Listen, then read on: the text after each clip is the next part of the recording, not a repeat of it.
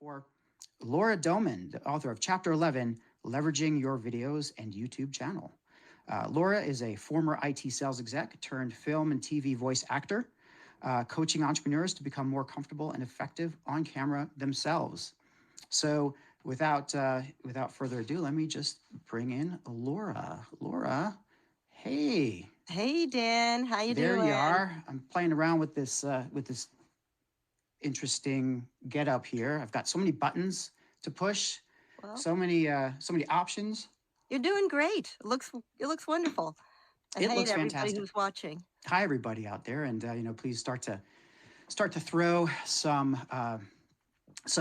participate in the chat, everyone. If you want, if you can, share the stream. I promise you, it's going to get better than it started off, and especially now that Laura's on the screen, I can certainly I know it's only going to go up from here.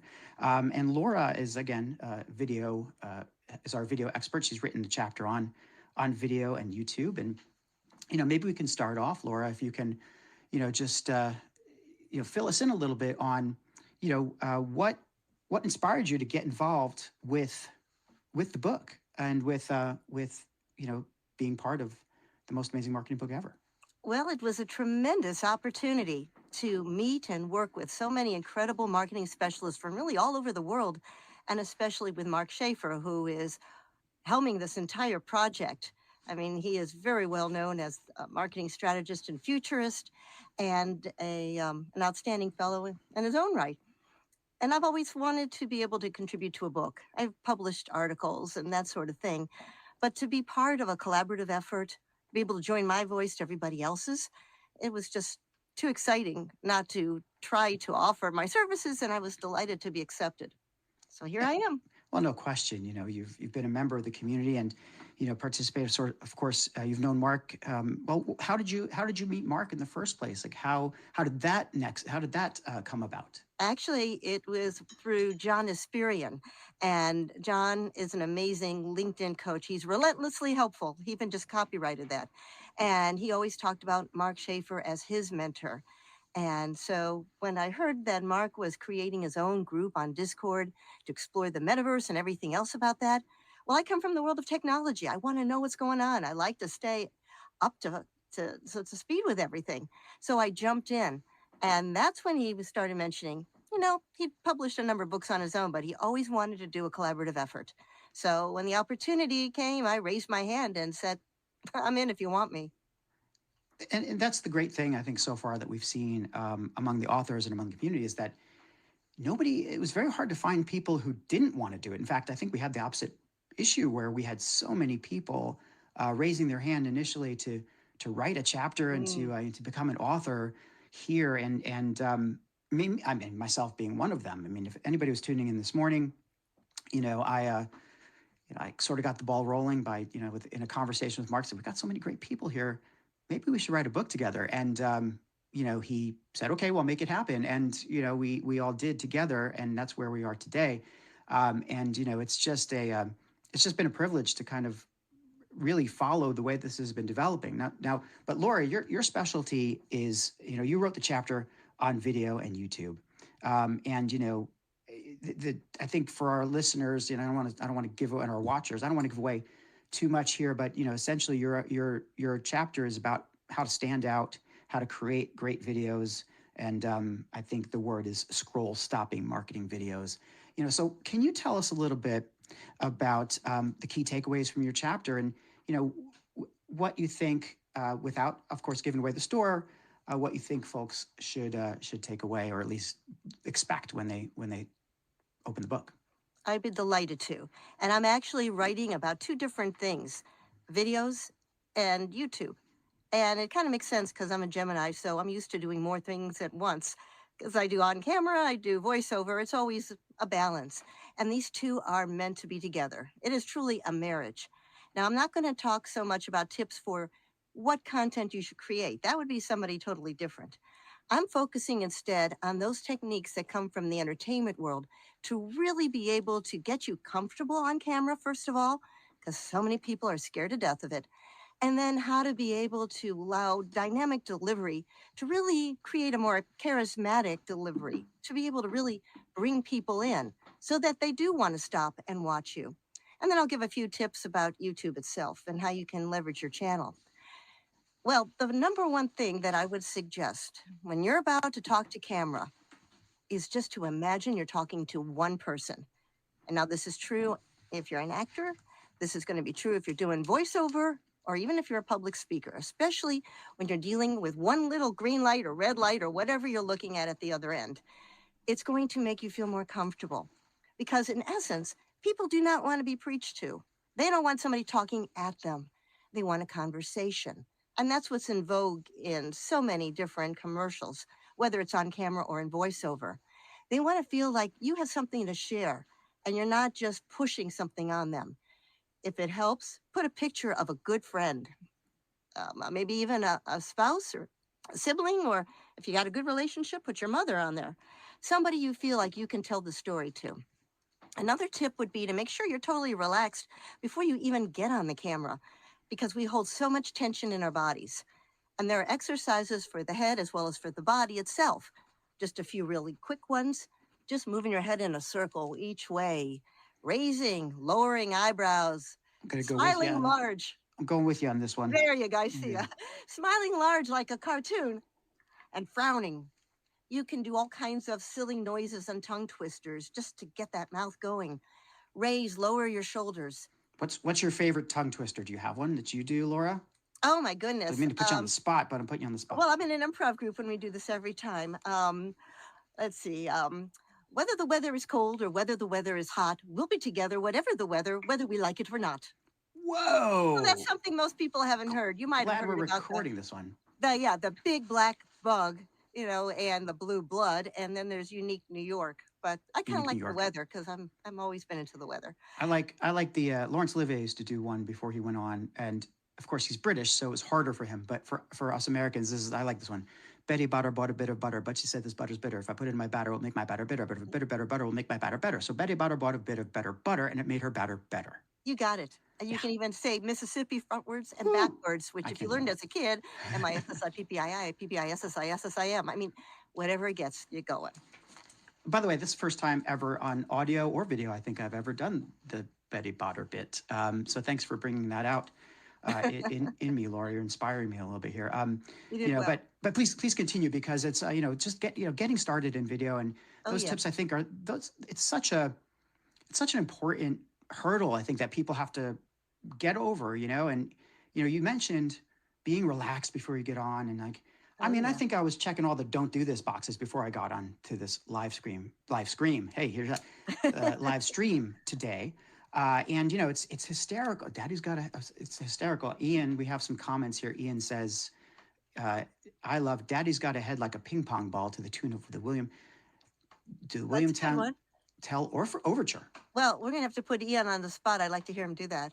Absolutely. Ian, I'm going to refrain from doing this out of deference to the crowd and out of deference to you. I will not punish anyone further. But this is just a tremendous, it's great. That's so funny. If anybody has any interesting tongue twisters to share, please go ahead. But meantime, Laura, so getting back to, getting ready for video, what should you be doing? I was not relaxed when I started this off today, in case you can't tell. But yeah, I love jumping into things and making stuff happen. But no, not everybody's like that, right? So, so what else can they do? Well, first of all, move your body. Unless you're doing something first thing in the morning, take a walk. Do push-ups or sit-ups. Do those exercises. Or if you don't know anything and you just don't feel comfortable doing them, breathe in to the count of 4. Hold for about 4 seconds. And then breathe out twice as long. You'll feel the tension just sort of drain away. And then again, practice. The more you do it, the better off you are. And we got these handy dandy little devices. So if the camera lens and a big production studio, if that's what you're working with, scares you, you don't need to worry about anything. Practice it and just get used to seeing what you look like. And then don't worry about what you look like. We all are so concerned. Oh my gosh, and the hair and the makeup or the clothing or how old I am, whatever. Nobody cares. The honest truth is nobody cares. They want to hear your message. They want to hear you. And that's also why AI is not going to take our jobs away. Right. It's a tool, because the most important thing we have to do is to communicate, connect, person to person, human to human. And it doesn't matter what you look like. You could be wearing curlers and your hair sticking out straight or no hair at all. And people don't care. Well, They want to know people, you. yeah, they like authenticity. They like to see you being Yes. you, and you know, I hope so, because that's my, you know, modus operandi here. Is, you know, if that's what I am. Although I will say that I was a little bit worried about the way I looked getting on before I got on screen. So, you know, it was a hot, sweaty day. I was wearing a dark shirt. You can imagine what Oh, that you might look have been. gorgeous. But now I'm seeing Marvelous. that part. I'm actually only the upper part here, so I didn't even have to change after all, and Yeah. nobody probably would have cared. Don't Um, just don't stand up. You're good. I am good, but apart from that, you know, it seems that that what you do to get started doesn't seem to be actually that hard. But what about what you have? So you mentioned a phone. I mean, one of the things that we've learned recently about AI, of course, is that, you know, there are certain production items and certain things in editing and production that AI can really help us with, and there's certain things that it might ruin and kind of create monstrosities on our behalf. But, you know, apart from that, is there, you know, what do people need to get started in to make standout videos? Not a whole lot. Yeah. Because if you're going to create something with a lot of flash and pizzazz, it may not do as well as something that somebody just records in their backyard, positioning themselves in the sun properly, and that's it. Again, the idea is authenticity and believability. If you're going to be using the phone, there are two different ways that you would consider using it. If you're making something for social media, something short, 60 seconds or less, like YouTube shorts or LinkedIn shorts or whatever, just use the phone in the basic portrait mode. But if you're going to create a video that's more than 1 minute, that's going to live for a while, let's say on YouTube, that is going to be shown on a bigger screen, you're going to want to be able to put it in the landscape mode. Very important. And that's just because we as human beings see this way. We have our peripheral vision, and therefore we take it all in. And that's what we're more comfortable with for a longer period of time. The other thing you're going to need to make sure of is proper lighting. Now, there's indoor lighting and there's outdoor lighting. If you're going to be indoors, you do want to have something that is going to illuminate the area around you. And you have to make sure it's not too bright or not too dark, and watch out for shadows. Ring lights are great. You might want to position them so that the little circle is not reflected in your eyes, and there are covers for those. But you can get anything from inexpensive production box lights, soft box lights, or LED panels, to the smaller ring lights. The other item that you need to be careful of would be sound. Hmm. You want to make sure you're not in an echoey space. Right now, for example, I'm in my voiceover studio because it's kind of flat, it's dead, and it's not going to have a lot of echoing. If you're going to Yeah. be in a place with a lot of wood or a big cavernous room, let's say, you're going to have echoes, which can be quite distracting. In that case, you're going to want to dampen it with all types of rugs or hanging blankets or other things. You're going to want to use perhaps a lapel mic, maybe a boom mic that comes from above. But you don't need to get fancy. All you Yeah. really need is a camera, a good ring light or so, and a backdrop that doesn't compete with you or your message. Now, if you're outside, you're not going to want to have the sun behind you because that's going to blind everybody and the camera. Instead, try to position so that you are facing the sun or the sun is off to the side, and that'll give a natural light. So, again, you can just use your camera and just say, okay, I got the best light, boom, and you're ready to go. And those are the essentials, Yeah. plus video software, and there's all kinds Yeah. of editing software that you could choose from.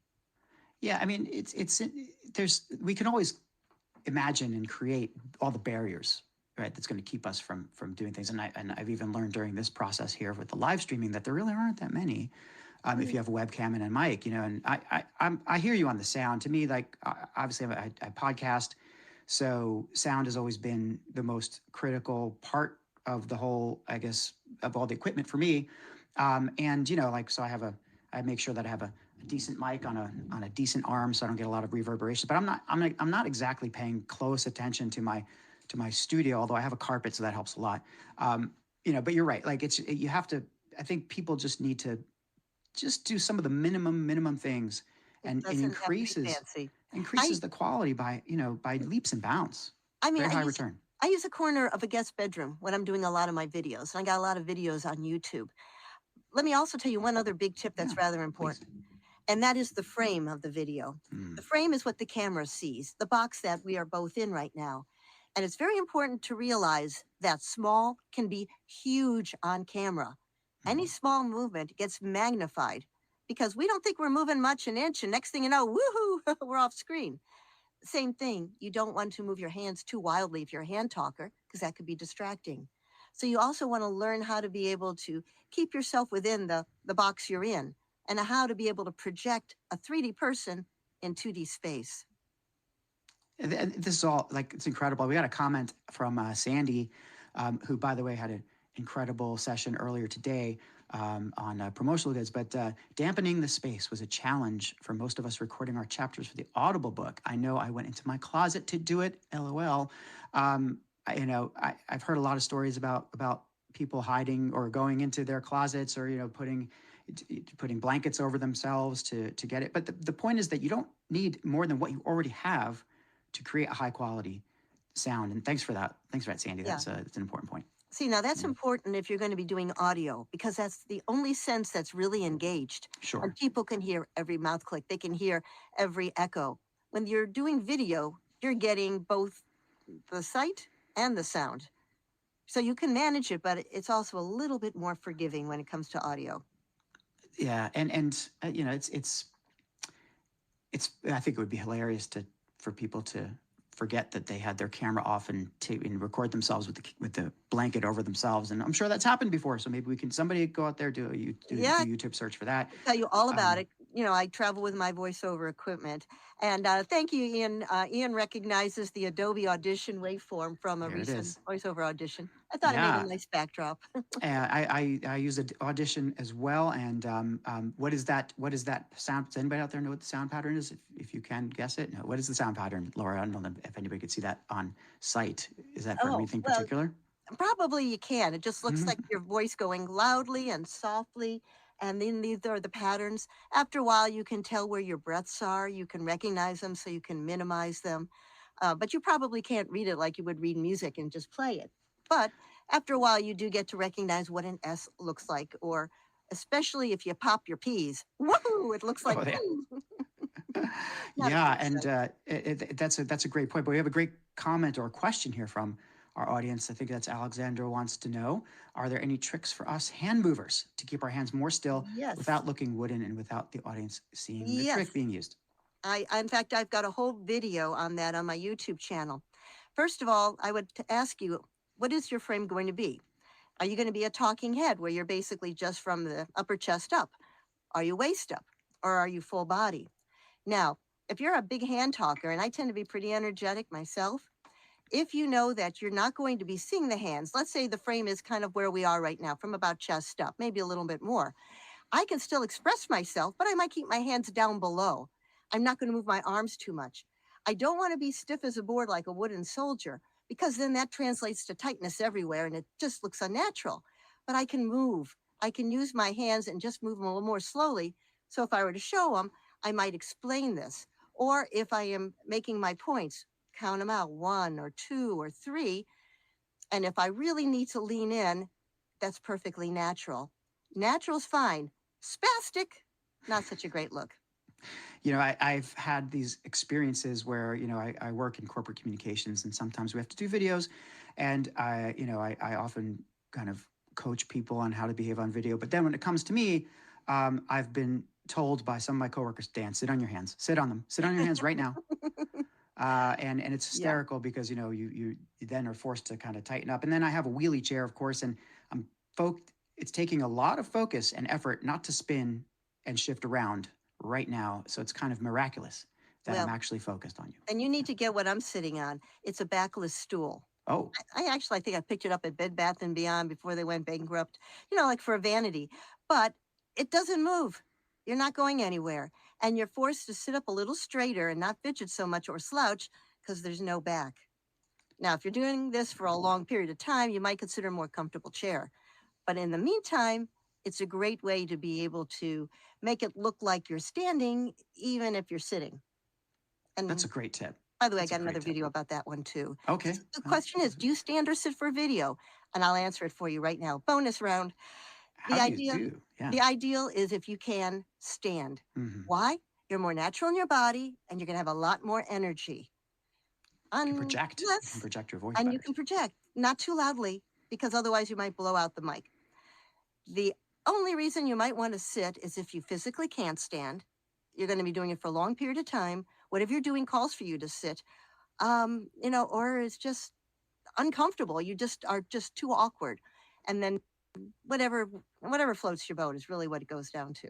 That's it being natural, like whatever floats your boat. Being natural is, I think, Yeah. critically important. I'd love to do. I have stood before doing my podcast, but I moved my standing desk someplace else, so I'm a little bit kind of stuck to seating right now. And then thank you, Valentina, by the way, for chiming in and appreciate that. Both fun and learning so much. I hope so.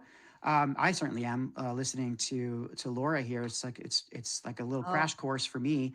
That's what I love about this book is that every chapter is a crash course and like some incredible tips, and you're getting some of them from Laura. But believe me, it is just the tip of the iceberg here. And we have another question here from Alexandra. I think it's Alexandra. Any tricks for speakers with very yes. overly expressive faces? Wow, I'm so It's a good glad one. you asked. I'm very expressive, which Mhm. is why I get a lot of commercial work for that, especially if I'm just no lines and they just want, let's say, a patient or a customer reacting to something really weird going on. Be expressive. Nobody wants to see a wooden face. Yeah. Be yourself. And in fact, Be you might even get more viewers because you'll just be so darn entertaining. I love that advice. Be Jim Carrey if you're Jim Carrey, or just be Alexandra if you're Alexandra. Yeah, Show your true self in right. video, and I guess people that's the takeaway here. I mean, I can't believe we've already gone so far along in this in our half hour. Before we run out of time, I wanted to ask you a couple more things, Laura, and Sure. maybe the first thing is like, what are the essential kind of skills, or what advice would you give to someone who's just starting out?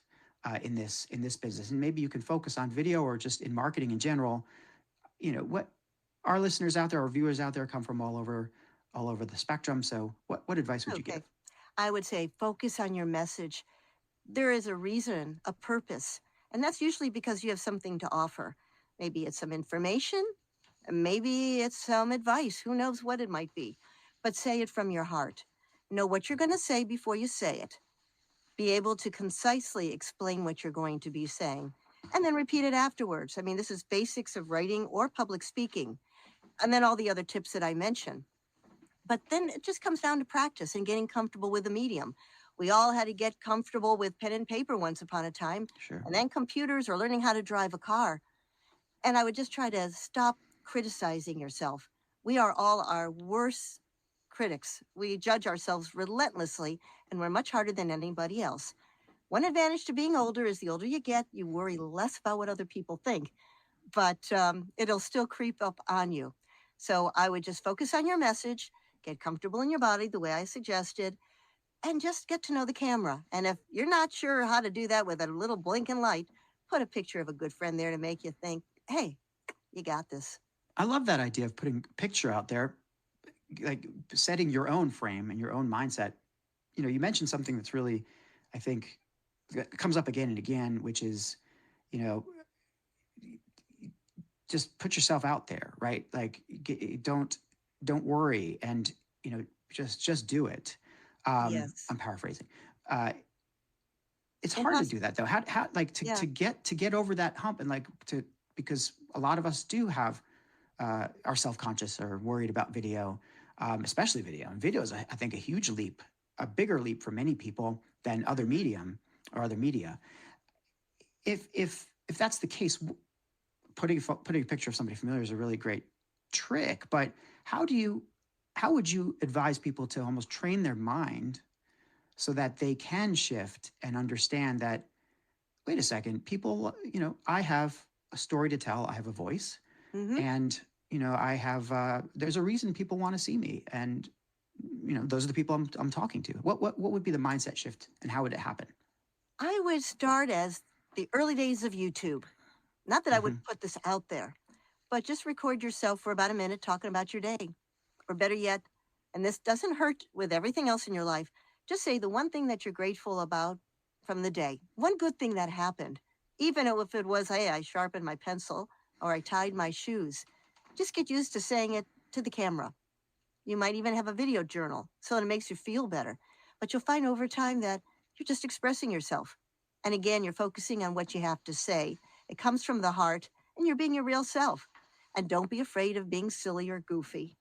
I mean, and have fun with it because honestly, people are not judging you. Imposter syndrome is real. We all feel Yeah. like, oh, what are we doing here? But the more you do it, the better off you get. Truly. And I was just about to ask you, do you have any last words? But those are great words to sort of close out this what has been a really incredible session and a brave one for you coming on as being my first guest in this 3 hours. And I'm afraid I know who's come. I know we have Rob up next, so we're only bound to go downhill from this point forward. I'm very sorry to our viewers out there, but obviously I'm kidding. I kid. The book is the most amazing marketing book ever, and the chapter that we're talking about here is Laura's chapter on video. Leveraging your videos and YouTube channel by Laura Doman. Please check her out, and if you are, of course, watching us now, you can buy the book right there, right? And if you missed this, you can always go to the Instant Replay Hub and see all the videos and all the live streams that we've done today. So on that note, everybody, please go ahead and head over to hit the QR code, pick up the book. I'll Laura, say it. Click the buy button already. click the buy button. All right, Laura, thank you so much. I think there's so many tips about video, but you can learn a lot more by reading her chapter in the most amazing marketing book ever. Laura, thank you so much. It's good to Thank see you, you. Dan. I've really enjoyed it. All right, Bye bye, thank everyone. you. Enjoy. Bye.